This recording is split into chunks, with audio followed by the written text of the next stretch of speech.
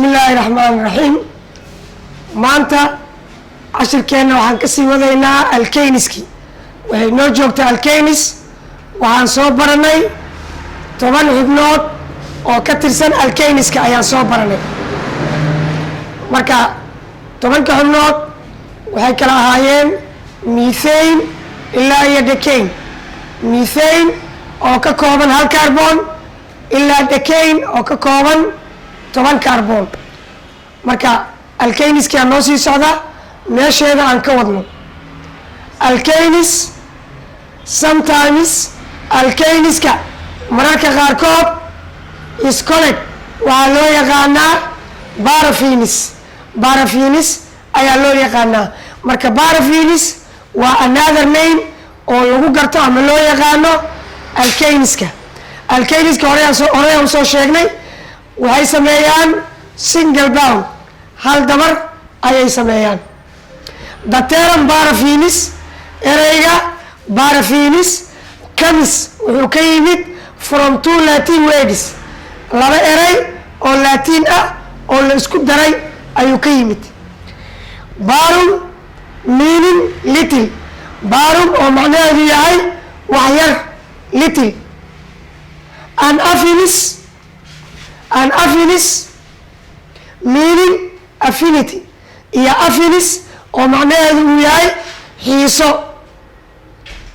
therefore sidaas awgeed the meaning macnaha of the word paraphenes, ereyga paraphene macnihiisa wuxuu noqonayaa is little affinity, waa xiiso yar. so they are inert, sidaas daraaddeed iyagu waa inert. alkayniska waxaa la yidhaahdaa waa inert. inert macnaheedu waxaa waaye wax falgaa ma sameeyaan, waxsadeyaal waaye inert. towards most of the chemical reagents, marka loo fiiriyo in badan oo ka mida reagentiska chemicalska ah, macnaha walxaha chemicalska ah. example acids, acidyada, alkalis, alkiliyada, oxidizing and reducing agent, oxideeyayaasha iyo yareeyayaasha. homologous series, homologous series af Soomaali ahaan waa taxa homologada.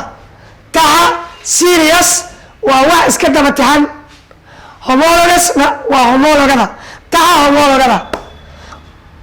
what is homologous series? maxaa la yidhaahdaa homologous series? homologous series is a group, waa koox of molecules oo molecula each differing from the next member, oo mid walba uu ka duwan yahay midka ku xiga. is a group waa koox of molecules oo molecula each differing from the next member, oo midba midka ku xiga uu uga duwan yahay by a constant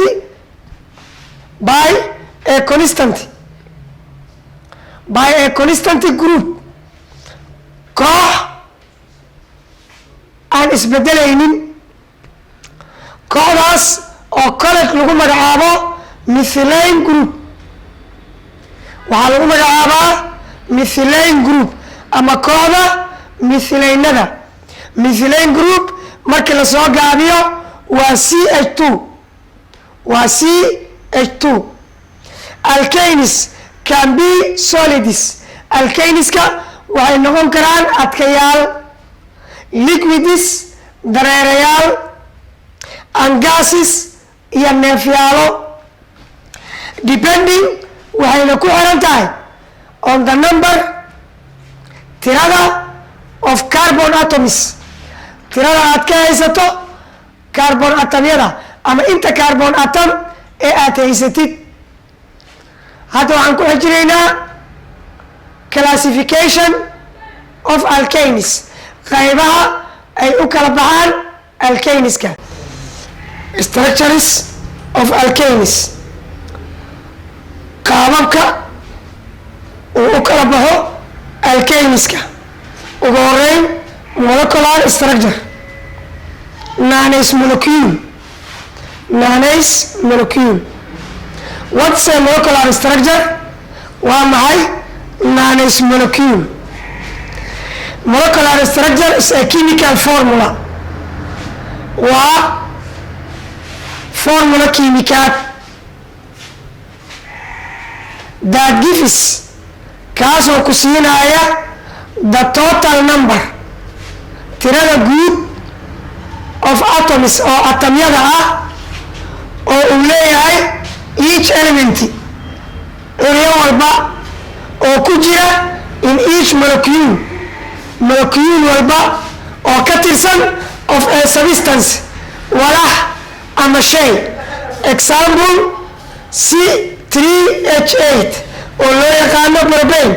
qaabkan gaaban oo ay u qoran tahay waxaa loo yaqaanaa molecular structure ama nanase molecule. Structure-ka labaad waxaa la yidhaahdaa structural formula or expanded structure. This nanase molecule structural formula, this nanase molecule, ama si kale haddii aan u dhahno expanded structure, qaab dhismeedkii oo la ballaariyey. What is a structural formula? maxaa la yidhaahdaa this nanase molecule?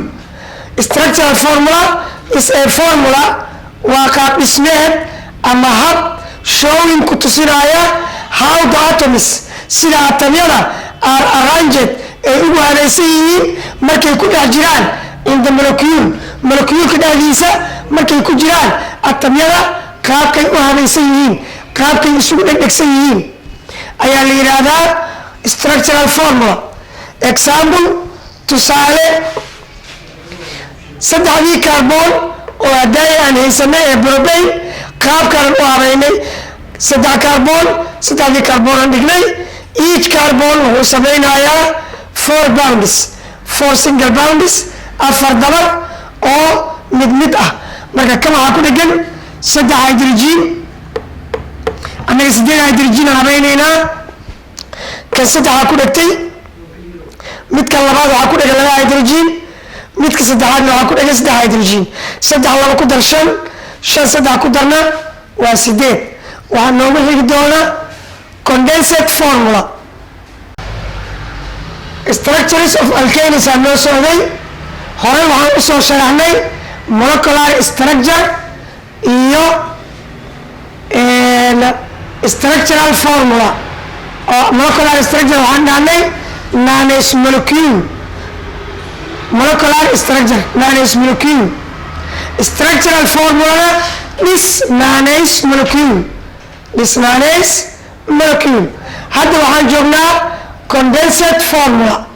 waa structure la isku dhufay, macnaha isku dhufan, la isku soo ururiyey waaye. all the atoms of carbon iyo all the atoms of hydrogen, dhammaan atamyada carbonka iyo dhammaan atamyada hydrogenta waa la isku soo ururiyey. wax yar ayaa laga dhigay line, waa la taxay sida line camal ayaa loo taxay.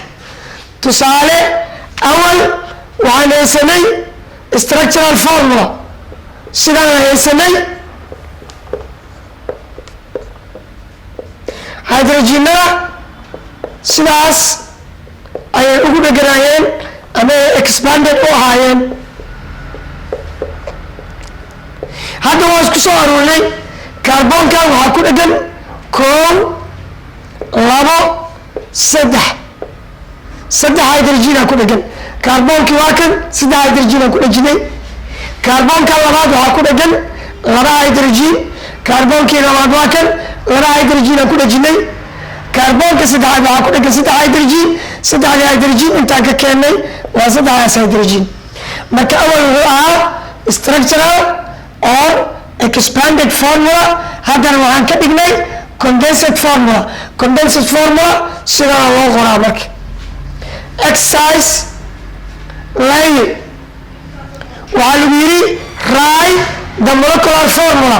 qor nanase molecule-ka structural formula this nanase molecule-ka and condensed formula iyo structure-ka line-ka ah ee la soo gaabiyey condensed ee isku dhufan for pentane uu leeyahay urea bentane.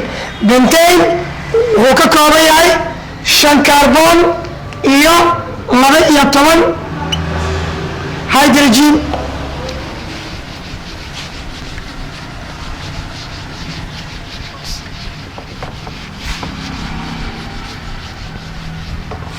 Okay, bentane wuxuu ka kooban yahay 5 kaarboon iyo 12 hydrogen. intaasaa nala ka rabaa inaan u qorno 3 hab.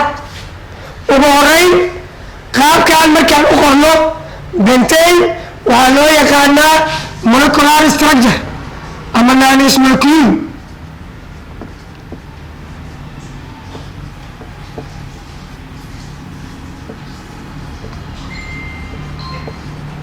waa qaabkaan markaan u qorno.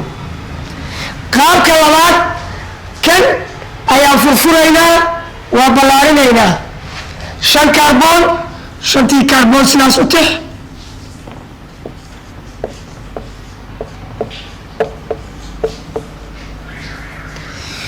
kaarboonadii waxaa ku dhejisaa 12 hydrogen u qaybi adigoo labada geesaha ah kan iyo kan ku dhejinaaya min 3,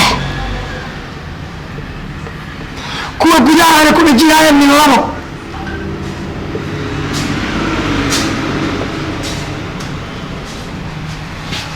aan ku dhejino hydrogenadii.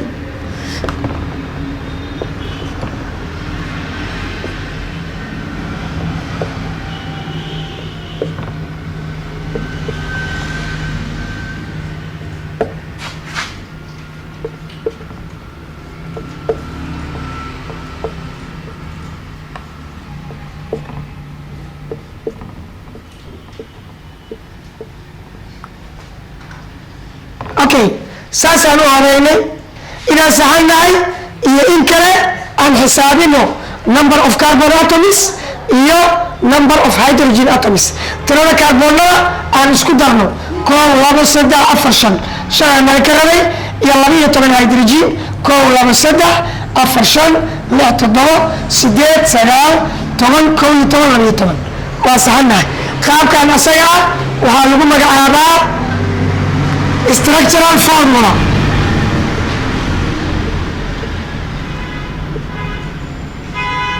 structural formula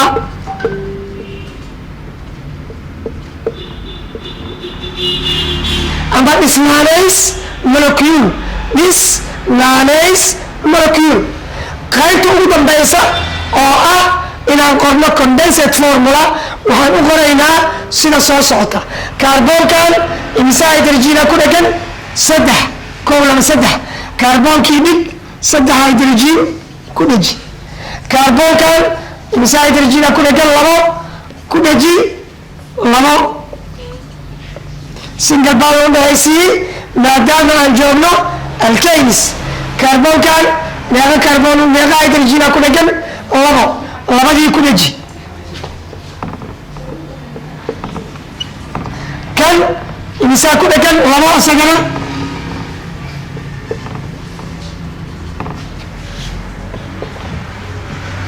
kan 3 ku dhegan.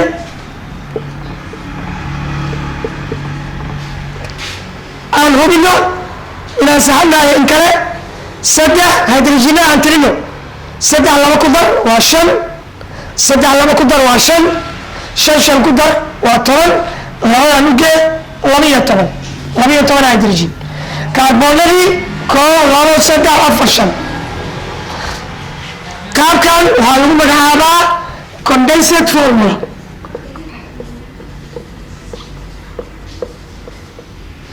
condensate formula ayaa lagu magacaabaa. sidaas ayaan oga jawaabnay 3dii su-aalood ee nala ku weydiiyey exercisekii cashirkeenni maanta. intaasuu ku egyahay. asalaamu calaykum waraxmatullaahi wabarakaatu. la soco cashirada dambe insha allahu tacaala. hana ka iloobin channelkan inaad tiraahid subscribe, inaad sii sheergaraysid oo asxaabtaada aad usii sheergaraysid, iyo inaad like tiraahid insha allahu tacaala. asalaamu calaykum waraxmatullahi wabarakatu.